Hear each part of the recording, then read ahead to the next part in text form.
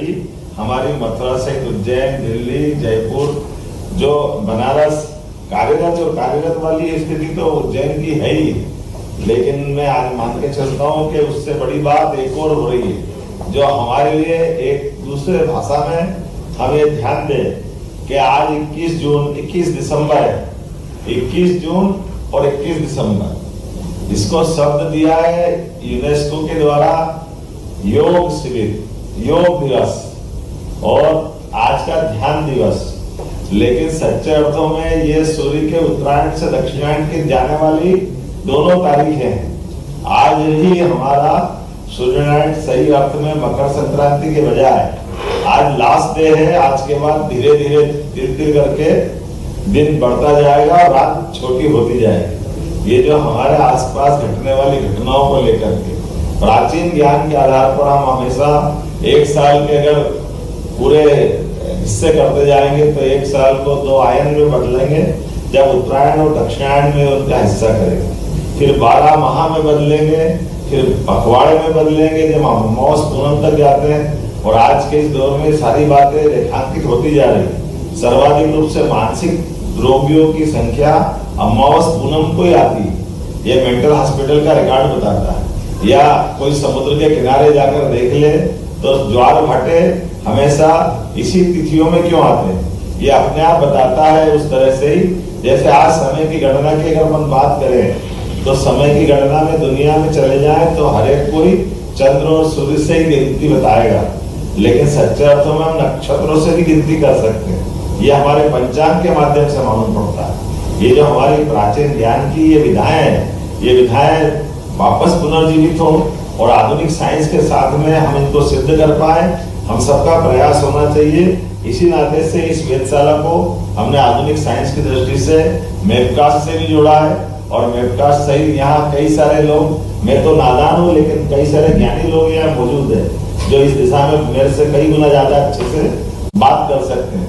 लेकिन सब में रुचि बने, उज्जैन धर्म की नगरी के साथ साथ विज्ञान की नगरी भी बने, इस दिशा में हम काम कर रहे हैं। इसलिए यहाँ साइंस सिटी बनाने की बात की है।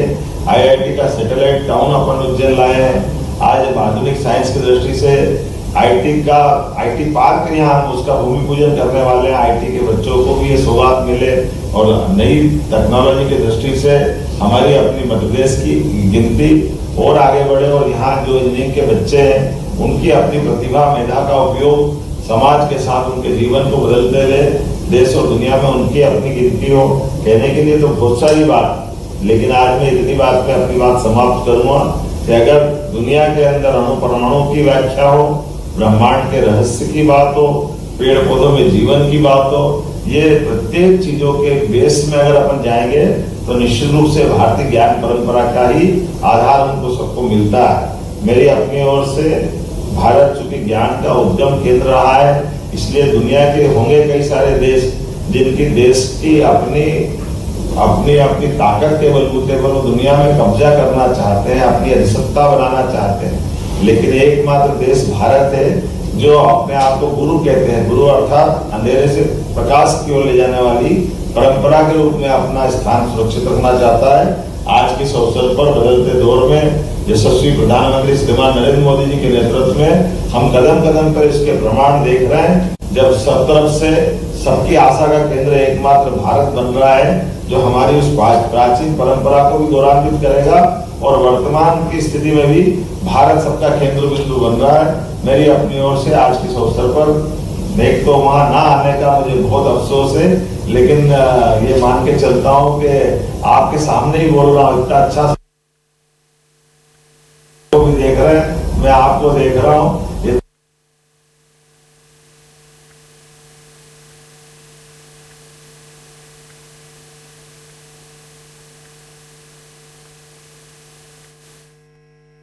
और वेबकास्ट सहित यहाँ कई सारे लोग, मैं तो नादान हूँ लेकिन कई सारे ज्ञानी लोग यहाँ मौजूद है जो इस दिशा में मेरे से कई गुना ज्यादा अच्छे से बात कर सकते हैं।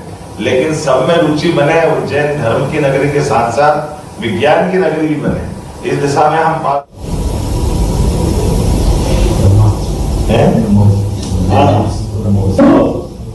तो आपने एक सुझाव दिया था कि दक्षिण भारत में क्यों हमारा लॉन्च पैड होना चाहिए या साइंस का सेंटर होना चाहिए, उत्तर भारत में भी होना चाहिए। तो मैं बताना चाहूंगा, मैंने माननीय राजनाथ सिंह जी, माननीय प्रधानमंत्री, माननीय गृह मंत्री के सामने ये विषय रखा है कि अगर ये आप उत्तर भारत में भी ये केंद्र बने तो मध्य प्रदेश इसके लिए तैयार है। लेकिन ये भाषण वाली बात नहीं, ना प्रचार वाली बात है। मैं